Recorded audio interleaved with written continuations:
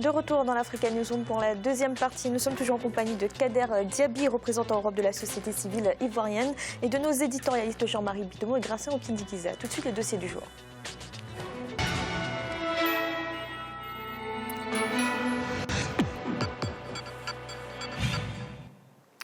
La Côte d'Ivoire a initié à la rentrée scolaire 2015 l'école obligatoire pour les enfants de 6 à 16 ans. Les parents qui refusent l'inscription encourent des amendes ou des peines de prison. Aujourd'hui, l'occasion est donnée de faire un premier bilan. Reportage de notre correspondant Olivier Conan.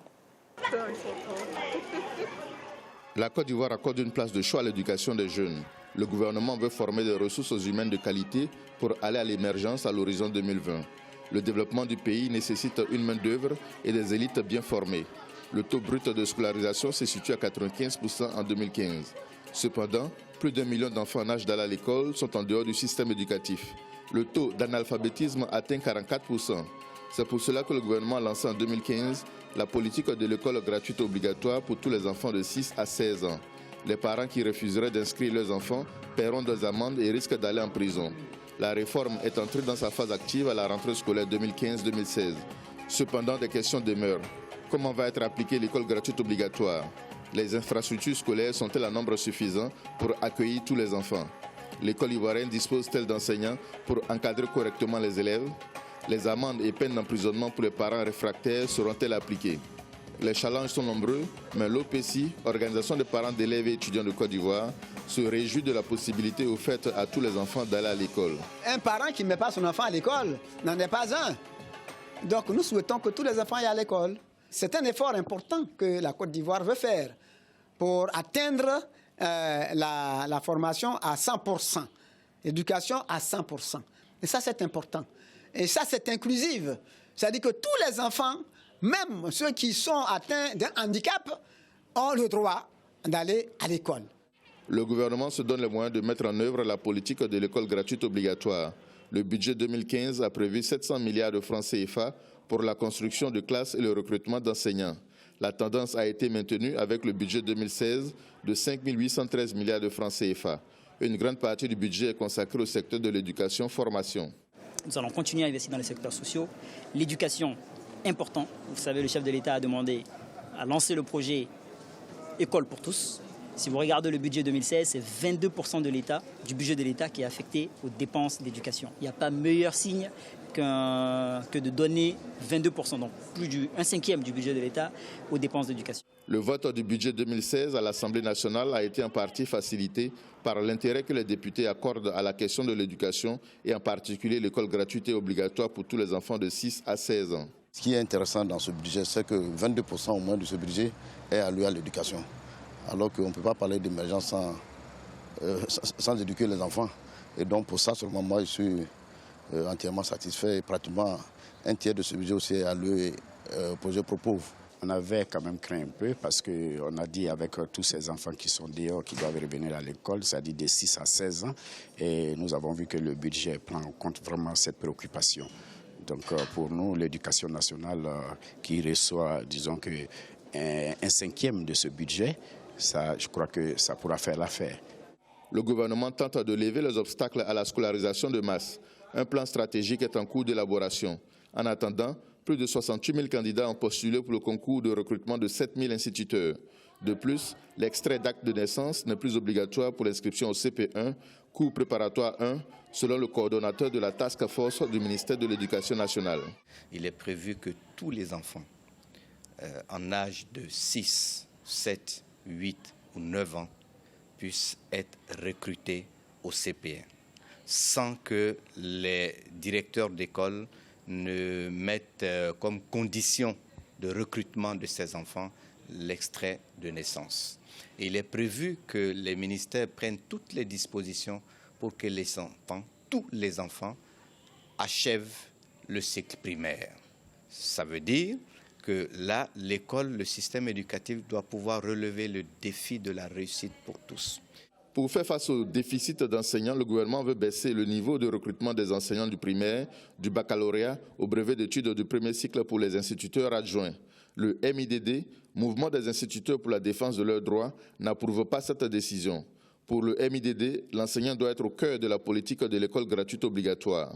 l'enseignant est le premier facteur de réussite scolaire pour ce qui concerne l'enseignement fondamental. C'est pour ça, dans la mise en œuvre de la politique d'école obligatoire, il faut commencer par regarder toutes les conditions liées à l'enseignant, le débarrasser de tout ce qu'il y a comme pression sociale pour qu'il soit suffisamment motivé à l'effet de faire correctement le travail qui est le sien dans cette politique d'école obligatoire. Donc l'ensemble de ces élèves qui va venir augmenter davantage le nombre déjà pléthorique de nos effectifs va recommander que le maître ait également là les outils d'une bonne prise en charge des classes pléthoriques. La sensibilisation du gouvernement à l'endroit des populations commence à donner des résultats. Les populations rurales, en particulier dans le nord du pays, prennent conscience de la nécessité de donner la chance aux enfants et spécialement aux jeunes filles d'aller à l'école. Par le passé, le Zanzan était considéré comme la zone où il fallait aller chercher les bonnes. En Côte d'Ivoire, quand nous disons les bonnes, c'est les filles de ménage et autres. Mais aujourd'hui, ça a considérablement diminué. Aujourd'hui, les parents sont conscients, ils sont très contents. Quand vous arrivez, ils vous approchent même et ils vous demandent, mais attends, on dit ils vont nous mettre en prison si on n'amène pas nos enfants à l'école. Ça veut dire qu'ils sont perspectives à l'idée de l'éducation pour tous et l'école obligatoire pour les enfants de 5 à 16 ans. La réussite de l'école gratuite obligatoire demande de grands moyens. Actuellement, 90% des sommes allouées à l'éducation sont consacrées au salaire. Le plan stratégique de l'éducation envisage également d'inciter les élèves à se tourner vers l'enseignement technique et non attendre un échec dans l'enseignement général.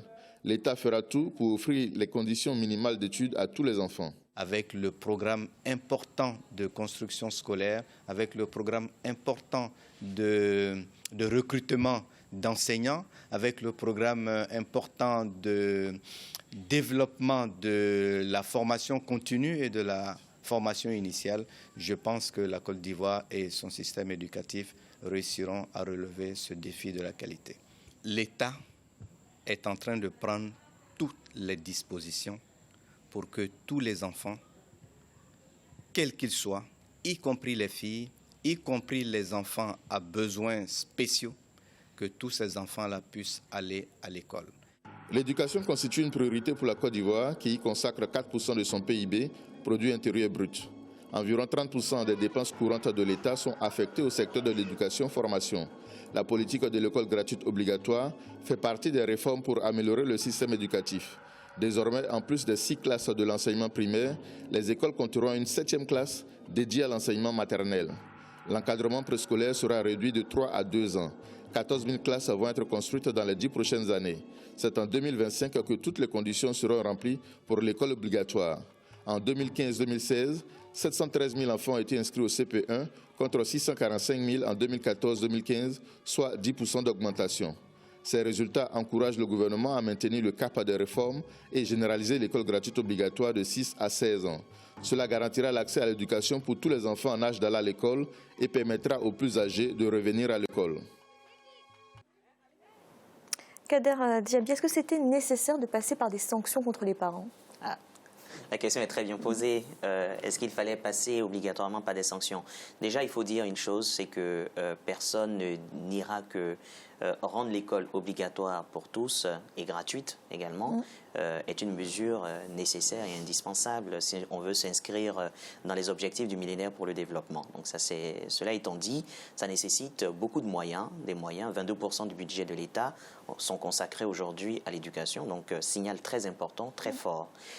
À cela, il faut rajouter également qu'il y a une bonne volonté de l'État qui est perceptible et qui est visible avec une bonne interministérialité qui est opérationnelle dans ce sens-là entre le ministère de l'Éducation nationale, le ministère de l'Enseignement technique et puis le ministère de la Formation professionnelle, où en fait il y a des passerelles qui se créent entre ces différentes formes d'éducation. Il y a aussi l'éducation confessionnelle qui a aussi été intégrée dans le système classique. Mais cela dit, fallait-il aller vers des sanctions? Je pense que non. Parce que je dirais que si on met des sanctions contre les familles pour qu'elles soient obligées de mettre leurs enfants à l'école, oui, il n'y a pas de souci, mais dans ce cas, il faudrait rendre opposable également à l'État qu'une école qui refuse d'accueillir des enfants, soit que l'État puisse être poursuivi parce qu'elle ne remplit pas du coup sa propre responsabilité.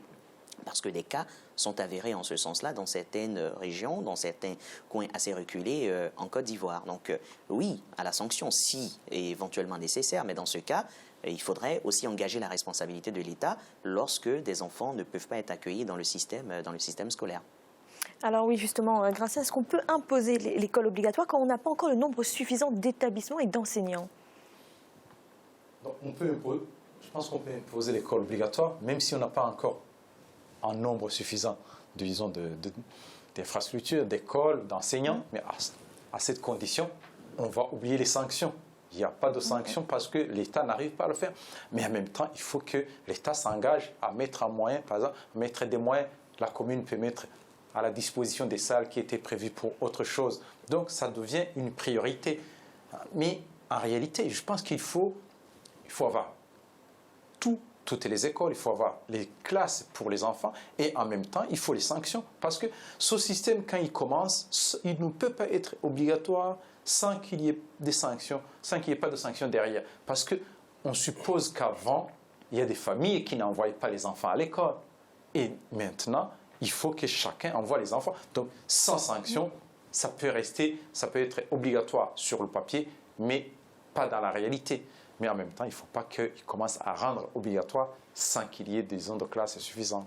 Jean-Marie, est-ce que vous pensez que la Côte d'Ivoire se donne les moyens de sa politique éducative? Je pense que la Côte d'Ivoire se donne les moyens de sa politique éducative. Nous venons de voir que vous avez 22% du budget d'un État qui est consacré. En plus, l'école étant est gratuite. Je rappellerai une chose ici, là, on parle toujours de l'émergence en Afrique. L'émergence en Afrique, si vous voulez, dépend d'une variable et d'un paramètre prépondérant et indispensable qui est l'éducation. Vous avez un personnage africain qui disait, le développement de l'Afrique, ce sera quoi? Ce sera l'éducation, l'éducation, l'éducation et encore l'éducation. Indépendamment de la problématique politique en Côte d'Ivoire, on voit très très bien que la problématique économique telle qu'elle est saisie par le président ivoirien, si vous voulez, prend des stratégies qui sont des stratégies efficaces économiquement. Si vous voulez que votre pays puisse atteindre l'émergence et que vous n'avez pas de compétences, vous faites dépendre votre pays de l'extérieur. Ça voudrait dire quoi? Ça voudrait dire qu'en Afrique, nous avons toujours dit que oui, pourquoi est-ce que vous avez des cadres extérieurs qui viennent, si vous voulez, diriger nos économies, nos grandes entreprises, alors que, bon, les Africains sont là. Sauf que les Africains, si vous voulez, nous n'avons pas ces compétences. Ces compétences-là sont indispensables à l'émergence de l'Afrique. En plus, vous avez un autre volet qui est très très important là-dessus. Le fait d'envoyer les enfants à l'école.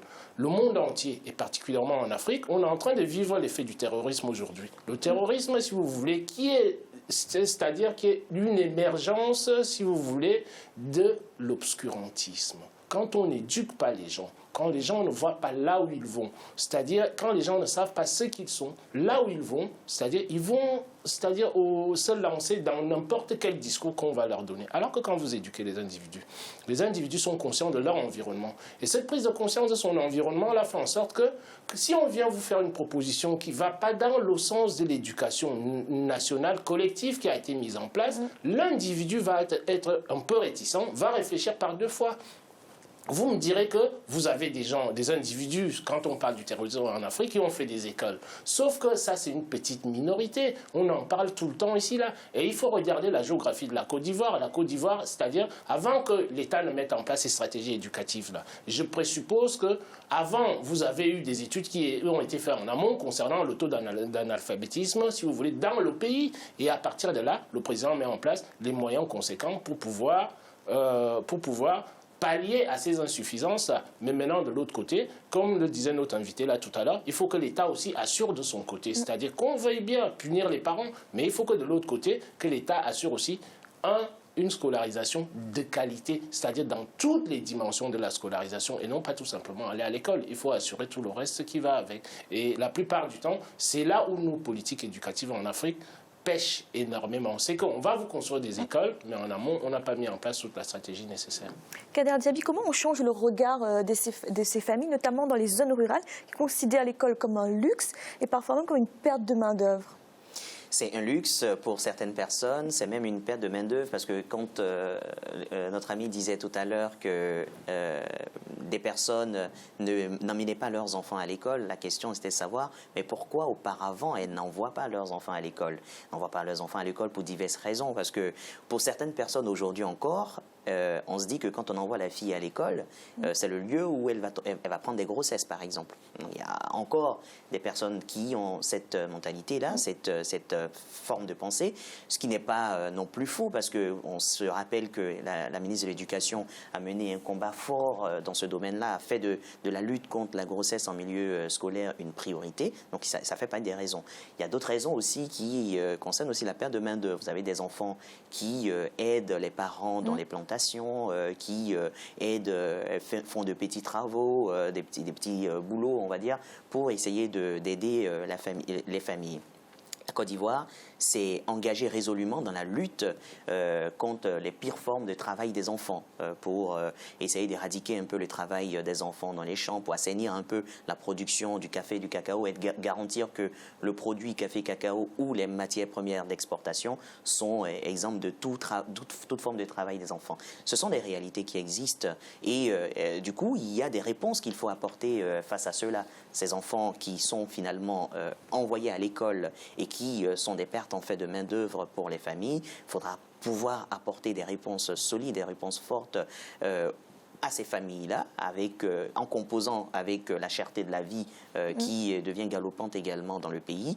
Donc des mesures qui ne sont pas simples. Il faut voir la chose dans sa globalité, ce qu'essaient de faire les autorités à travers, par exemple, le Fonds emploi jeunesse pour essayer de donner du travail ou des fonds, des ressources à des jeunes qui veulent entreprendre, etc.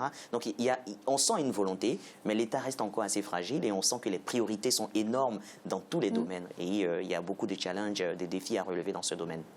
Merci. Et tout de suite, un rappel des titres qui ont été développés en début de cette émission. Le président djiboutien Ismaël Omar Guelleh, réélu le 8 avril dernier, a été investi ce dimanche pour un 4e mandat. À l'occasion de la cérémonie de prestation de serment, il a rappelé ses priorités pour ce nouveau quinquennat. La population, de son côté, attend beaucoup de la poursuite des réformes. Et en Mauritanie, l'opposition dit rejeter le projet présidentiel de révision constitutionnelle. Une manifestation a d'ailleurs été organisée ce samedi à Nouakchott. Pour rappel, le projet de révision prévoit notamment la suppression du Sénat. Nous allons marquer une nouvelle pause. Un instant, la 3e partie de l'Africa Newsroom.